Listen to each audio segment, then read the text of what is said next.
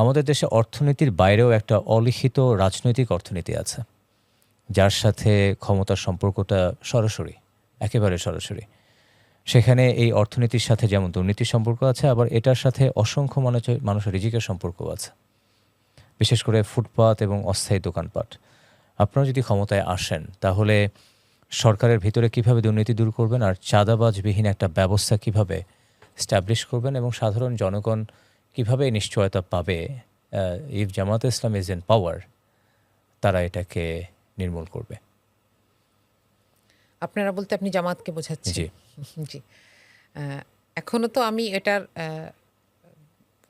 পরিপূর্ণ ফর্মটা কি হবে এটা আমরা জানি না, কিন্তু আমরা যদি দুইটা দলের দিকে তাকাই, দলগুলোর দিকে তাকাই, যে আমাদের দেশের রাজনৈতিক দলগুলোর ইন্টারনাল ইকোনমি কীরকম, কিসের উপর ডিপেন্ড করে তাদের কর্মীরা তাদের সাথে থাকে, কেন থাকে, এটাকে যদি আমরা বুঝি, তাহলে আমরা এই যে লোকাল ইকোনমি এবং ন্যাশনাল ইকোনমি এটার একটা ধারণা পাব। আপনি যখন মনে করেন যে একজন কেউ ভোটে দাঁড়িয়েছে, তার তো কিছু মানুষজন লাগবে তার পক্ষ হয়ে প্রচারণা করবে, তো তাদেরকে সে কি দিবে? খোরাকি দিতে হবে, সেদিনের খাবার দিতে হবে, হয়তো একরকম টি শার্ট দিল, এবং এটা কিন্তু একটা ইনভেস্টমেন্ট। কেন? কারণ সে যখন ক্ষমতায় যাবে, তখন সে যে কাজগুলো পাবে, এখানে একটা খুব গুরুত্বপূর্ণ ব্যাপার আছে। সংসদ সদস্যের সাথে উন্নয়ন কার্যক্রম এটা কিন্তু রিলেটেড না, এটা স্থানীয় সরকারের কাজ। কিন্তু আমরা এটাকে কেন রিলেট করেছি? কারণ হচ্ছে ওই পান্ডাগুলোকে পুষতে হবে না, ওখান থেকে কিছু পয়সা দিবে, আবার এলাকাগুলোতে ভাগ করে দিবে যে তুমি এখান থেকে চাঁদা উঠাবা। এবং দোকানদার যারা, ইভেন যারা একটা ঠেলাগাড়ি নিয়ে সবজি বিক্রি করছে, তারাও আসলে এটা মেনেই নিয়েছে যে আমাকে সপ্তাহে 100 টাকা দিতে হয়। এবং এটা একটা ভিশাস সার্কেল। আমরা এটার ভিতর এত বছর ধরে আছি যে আমরা এটা ছাড়া সিস্টেম চিন্তা করতে পারি না। আমার হাতে একটা লাউ আসার আগে এটা কমপক্ষে 7-8 জায়গায় এটার দাম বেড়েছে কমিশনিংয়ের কারণে। রাস্তায়, পাইকারি বাজার, খুচরা বাজার, এলাকার চাঁদাবাজ, এই সিস্টেমটাকে আসলে ভাঙা উচিত। ফুল টাইম যারা রাজনীতি করেন তাদের একটা ইনকাম সোর্স থাকতে হবে। এবং এখানে কিছু তারা এমন কিছু, এবং এটা স্বচ্ছ হতে হবে সবচেয়ে বড় কথা। এবং এখানে যেন কোনোভাবে অস্বচ্ছতা না ঢুকে, তার সম্পত্তির হিসাব দেওয়া এবং সেটাকে আপডেট করা, এটাকে মাস্ট করা উচিত। তো এখন সমস্যা হচ্ছে আমাদের দুদকের নিয়োগও হয় আসলে রাষ্ট্রের সর্বোচ্চ যিনি দুর্নীতিগ্রস্ত তার হাত ধরে। সুতরাং দুদকের পরিচালকের সাহস কত বড় যে সে এসে তাকে চ্যালেঞ্জ করবে, তাই না? তো এই জায়গাগুলোতে আমাদের পলিটিক্যাল কালচার এরকম দাঁড়িয়ে গেছে যে আমরা এটার বাইরে চিন্তা করতে পারি না। এখন মনে করেন ইংল্যান্ড কিভাবে চলছে। ওখানে একটা পলিটিক্যাল দলের কর্মীরা কি খায়, তাদের লিভিং কি, এটা যদি আমরা দেখি, তাহলে আমরা বুঝবো যে আসলে কল্যাণ রাষ্ট্র সম্ভব এবং কল্যাণ রাষ্ট্রকে এনশিওর করাও সম্ভব। খুব বেশি কিছু চেঞ্জ করতে হয় না। আপনার পান্ডা পোষার দরকার নেই তো, আপনি মানুষকে ইন্টেলেকচুয়ালি অ্যাপ্রোচ করেন, আপনি মানুষকে ভয় লাগাবেন না, আপনি মানুষকে জনপ্রিয়তার একটা ফেক একটা শো দেখিয়ে মানুষকে টানবেন না। তখন আপনি এমন একটা জায়গায় যেতে পারবেন যে মানুষ আপনার লক্ষ্য উদ্দেশ্যকে বুঝে আপনাকে ভোট দিবে।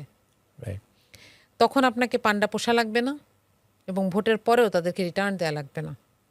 আপনি উন্নয়ন কার্যক্রম থেকে আলাদা, কারণ আপনার কাজ হচ্ছে আইন প্রণয়ন করা। এই যে মানুষ এত কষ্ট মষ্ট করে আপনাকে একটা জায়গায় বসাচ্ছে, আপনি যেন আইনগুলোকে প্রণয়ন করতে পারেন, চেঞ্জ করতে পারেন, অ্যামেন্ডমেন্টস দিতে পারেন। এখানে তো অনেক পড়াশোনার দরকার। একজন সংসদ সদস্য আমার কাছে মনে হয় তার যে কাজগুলা, তাকে শুধু মাস্টার্স পাস হলেই হবে না, তার স্পেশালাইজড নলেজ দরকার। কিন্তু এখানে এখন খাদ্যমন্ত্রী কে হচ্ছেন?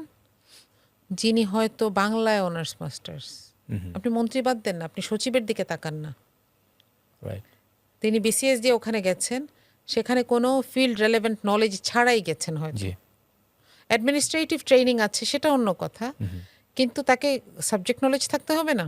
এক্সপার্টিস থাকতে হবে। এক্স্যাক্টলি, এক্সপার্টিস থাকতে হবে, এবং সেটার ব্যাপারে তাকে আউটসোর্স করার জন্য তার একটা ক্যাপাসিটি থাকতে Right. হয়। তাহলে এই সিস্টেমগুলোকে যখন আমরা রিভাইজ করব, তখন আমরা দেখব যে আসলে এই আপনি যে ছোট ছোট কথাগুলো বলছিলেন যে এগুলো ইনশিওর করা কোনো বিষয়ই না, রাইট, বরং রাষ্ট্রের ভেতর থেকেই একটা একটা একটা পরিশুদ্ধি শুরু হবে। জি, হ্যাঁ, এখন আমরা কেন ইসলামিক দলগুলাকে এটার জন্য বিশ্বাস করব? কারণ তারা ছোট পরিসরে এটা দেখিয়েছে রাইট, কিভাবে মানুষের স্কিলগুলোকে ব্যবহার করতে হয়, তারা চলে কিভাবে, তারা মানুষের কাছে বলে যে আমরা এই করব, আপনি আমাদেরকে ডোনেট করেন, এবং from their own very on people, right? Right. তাদেরকে চাঁদাবাজি করতে হয় না, রাইট, তাদেরকে দোকানপাটে গিয়ে ভাগ ভাগ তুলতে হয় না, সবজির দোকানে গিয়ে 2টা লাউ নিয়ে এসে সংসার চালাতে হয় না। জি। ইসলামিক দলগুলো আমাদেরকে এই জিনিসটা দেখিয়েছে, আর কেউ কিন্তু পারে নাই। ফাইন্যান্সিয়াল, মেবি ফাইন্যান্স কালেক্ট করার ব্যাপারে they have a policy, but এক্সপেন্ডিচারের ব্যাপারে যদি বলতেন একই অবশ্যই সাথে। পলিসি আছে, জি, এবং এটা অডিট হচ্ছে, রাইট, এবং যে কেউ চাইলে এইটাকে চাইলে দেখতে পারে যে কোন কোন জায়গায় তাদের পয়সাগুলো খরচ হচ্ছে। ওকে, আপনি যদি প্রতিষ্ঠানের দিকে তাকান, যে যেই প্রতিষ্ঠানগুলোকে তারা ওন করে এবং কার্যক্রম চালাচ্ছে, সেগুলো ইসলামী ব্যাংক দীর্ঘ সময় ধরে বাংলাদেশের 1 নম্বর ব্যাংক, AAA, মানে র্যাঙ্কড। কেন হলো? ইসলামী ব্যাংকের বিরুদ্ধে অনেক ধরনের অভিযোগ আছে। জি, এরা নিজেদের লোক ছাড়া নেয় না, এরা অন্য কাউকে জায়গা দেয় না। আমি যদি দেখি যে একটা দল তার নিজেদের লোক দিয়ে চালিয়ে ন্যাশনাল ইকোনমিকে এনরিচ করার পাশাপাশি হাইয়েস্ট রেমিটেন্স আনার পাশাপাশি সে একটা বেস্ট অর্গানাইজেশন হিসেবে স্বীকৃতি পাচ্ছে, তাহলে আমি তাদেরকে বিশ্বাস না করার কারণটা কি? এখানে তো আমি আর সেই ব্লেমটা করতে পারি না। জি, এবং আপনি দেখেছেন যে ফেসিস্ট এই প্রতিষ্ঠানটাকেও দখল করার অনেক চেষ্টা করেছে, এবং এমনভাবে নষ্ট করেছে, এরকম আরও অনেক প্রতিষ্ঠানকে ভেতর দিয়ে একদম কি বলবো ঝাঁঝরা করে দিয়ে গেছে, রাইট, তাই না? এটার কারণটা ছিল এটাই যে এদের অনেক রিসোর্স এগুলো থেকে একটু চাই, জি, একটা লোভ ছিল। তো এটাতে রিকভারিতে আরও সময় লাগবে, কিন্তু আমি যেটা বলছিলাম যে এই যেই কল্যাণ রাষ্ট্রের যে বড় মডেলটা আমরা চিন্তা করি, তার একটা প্রোটোটাইপ আমি যাদের মধ্যে দেখব, আমি তাদেরকে একটু বেশি বিশ্বাস করতে চাই, রাইট, এবং এটা থেকেই হয়তো আমি বলবো যে ইসলামিক দলগুলোকে আমার বিশ্বাস হচ্ছে বেশি। রাইট।